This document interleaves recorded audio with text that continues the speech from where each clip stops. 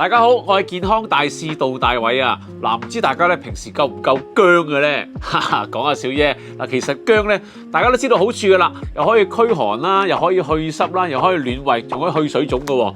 不過平時食薑咧，可能比較麻煩啲，我就比較怕麻煩嘅，又要洗啦，又要批皮，可能又要打去成蓉喎，同埋存放嘅時間又唔可以擺好耐啦，可能好快就會爛啦，又有機會可能會出啲芽仔出嚟嘅。所以呢個咧，益街坊嘅王牌產品乾薑，值得推介俾大家。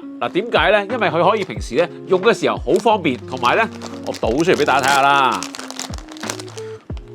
我已經全部處理晒㗎啦，好乾身同埋好香嘅薑味嘅。